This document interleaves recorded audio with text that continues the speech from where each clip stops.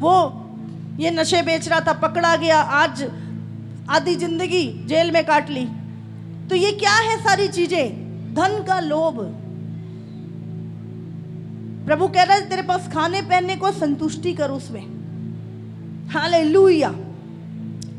क्योंकि रुपये का लोभ सब प्रकार की बुराइयों की जड़ है, जिसे प्राप्त करने का प्रयत्न करते हुए बहुतों ने विश्वास से भटक कर, किससे भटक कर? विश्वास से भटक जाते हैं धन का लोभ में लोग, और अपने आप को नाना प्रकार के दुखों से छलनी कर लिया है। नाना प्रकार के दुख आ गए जीवन में, प्रभु के समय को धन कमाने में लगा रहे हैं। हालेलुया।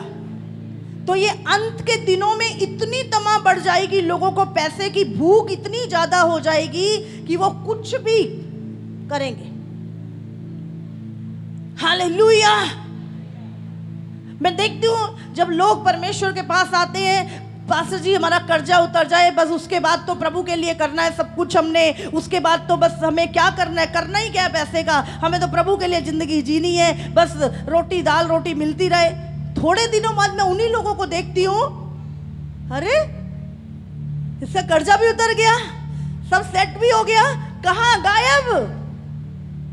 क्या कर रहे हैं? बहुत और धन कमाने की लालसा में पता नहीं कहां कहां उलझ गए और विश्वास से भटक गए। जो विश्वास पहले था वो अब नहीं है। धन का लोभ।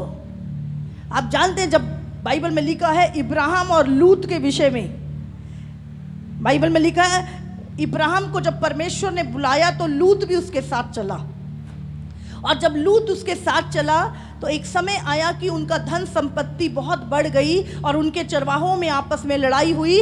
तो इब्राहिम ने कहा लूत को कि तू देख, जो तुझे चाहिए ले ले। तो लूत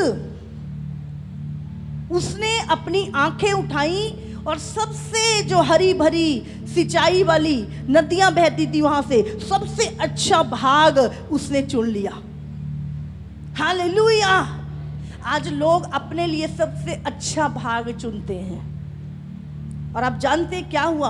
उसने वो प्रभु की उपस्थिति से दूर हो गया।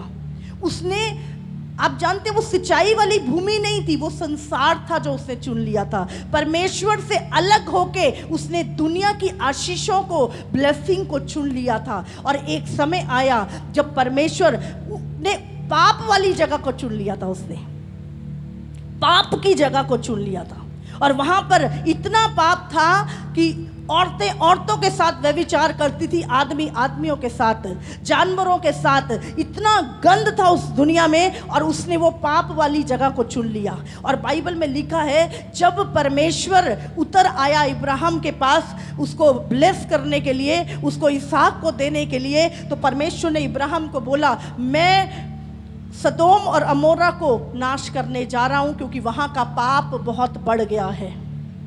और बाइबल में लिखा है कि परमेश्वर जब देख के दूत जब उस जगह पर आए तो वहां के लोगों ने उनके साथ भी व्यभिचार करने की कोशिश की। और बाइबल में लिखा है परमेश्वर ने उस लूत को बोला फटाफट इस नगर को छोड़ और निकल ले। और बाइबल में लिखा है उसने कहा मैं कैसे भागूं, क्योंकि बहुत दूर है, क्योंकि वो जल्दी नहीं निकल रहा था। क्योंकि जब इंसान दुनियावी चीज़ों को पाने में इतनी मेहनत करता है तो वो जल्दी से छूटती नहीं है उनकी, वो फंसे होते हैं, उनका मन फंसा होता है, और वो निकल नहीं रहा था वहाँ से। और बाइबल में वो अपने जमाइयों को बोलने लगा, बोले प्रभु इसको नाश करेगा। उसके जो जमाई थे वो उसका मजाक उड़ाने लगे, और फिर भी वो निकल नहीं रहा था। और लिखा है दूतों ने उसके हाथ पकड़ के उसे उठाया फटाफट कि तुम निकलो। फिर कहने लगा चलो मैं ज़्यादा दूर नहीं, यहाँ पे सोअर नाम का एक नगर है, मुझे वहाँ तक भेज दो। आप जानते हैं शैतान आपको कभी भी पाप से दूर नहीं होने देता, वो आपके कनेक्शन बना के रखता है कि थोड़े दिनों बाद फिर वापस आ जाए उसी जगह पर। हालेलुया। वो हमेशा आपको नजदीकी में रखेगा। कभी कभी फोन करता रहेगा, कभी कभी जुड़ा रहेगा आपके साथ, ताकि कभी भी एंट्री मार सके आपकी लाइफ में। और बाइबल में लिखा वो ज्यादा दूर रही। फिर दूत ने बोला, परमेश्वर ने बोला, पीछे मुड़ के मत देखना। जिन चीजों को, जिन पाप को, जिस धन को तू छोड़ के आया, जो पाप का था, उसको पीछे मुड़ के मत देखना। लेकिन बाइबल में लिखा है उसकी पत्नी का मन धन में इतना लिप्त था कि पीछे मुड़ के देखा और वो आग का खंबा बन गई। आग का नहीं, नमक का खंबा बन गई। हालेलुया। और उसके बाद बाइबल में लिखा है लूत कैसे निकला जानते हो? खाली हाथ। जिसके लिए उसने परमेश्वर को छोड़ दिया, जिस धन के लिए, वो धन उसके साथ नहीं आया, खाली हाथ आया। पत्नी को भी गवा के आया, धन को भी गवा के आया। यदि आज आप परमेश्वर के लिए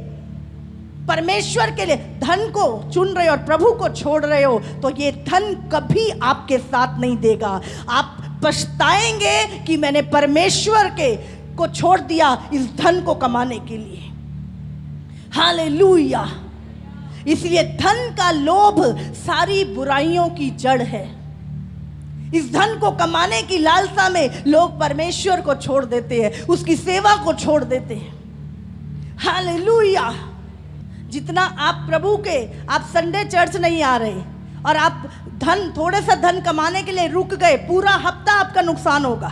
वो धन कई गुना होकर निकलेगा, जो प्रभु की प्रेजेंस में आने से आपको रोकता है। इसीलिए परमेश्वर से बढ़कर कभी भी धन का लालच ना करें। धन तो छोड़ देगा, लेकिन प्रभु ने अगर तुम्हें छोड़ दिया तो ना धन रहेगा ना तुम खुद रहोगे। हालेलुया। जिस धन के लिए लूत ने छोड़ा, कैसे खाली हाथ जान बचा के निकला, वो भी इब्राहिम के कारण, उस धर्मी के कारण लूत बचाया गया। अगर आपकी संगति परमेश्वर के लोगों से, पवित्र लोगों के साथ है, पर आपको परमेश्वर याद कर लेगा, आपके कामों के कारण नहीं, उन पवित्र लोगों के कारण जिनसे आप जुड़े हुए हो। हालेलुया। प्रभु को पता है इसको कुछ करूंगा तो उसको दुख होगा। कई बार परमेश्वर बचा लेता है हमें। हालेलुया।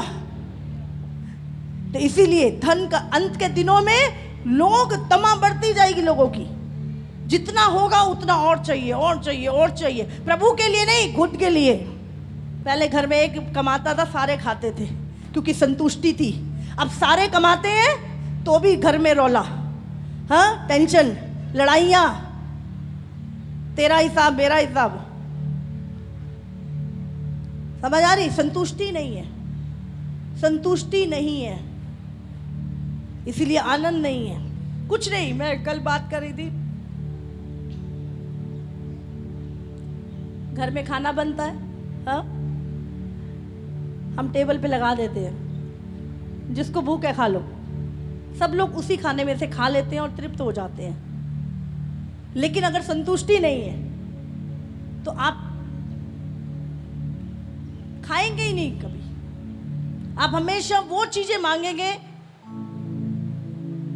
जो जरूरत नहीं है पर आपकी अभिलाषा है। नहीं तो कितनी जरूरत होती है, घर में दाल रोटी बनती है, सब खा लेते हैं, हाँ, सबका पेट भर जाता है। ये थोड़ा नहीं है कि इसके खाने से इसका पेट नहीं भरेगा, उसके खाने से उसका, सबका पेट भरता है। समझ आ रही है आपको? कितनी जरूरत है सबकी, सेम। अभी बाहर कड़ी चावल बने हैं, हाँ, सब लोग खाएंगे, सबका पेट भरेगा, कोई ये नहीं कह सकता कि मेरा नहीं भरेगा।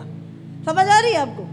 तो जो जरूरत है वो सबकी सेम है, लेकिन जो अभिलाषाएं हैं वो सबकी अलग है। समझ आ रही है आपको? इसीलिए अंत के दिनों पैसे का प्रेम ये एक मूर्ति पूजा है विश्वासियों के लिए, और सबसे अधिक परमेश्वर इससे नफरत करता है। हालेलुया।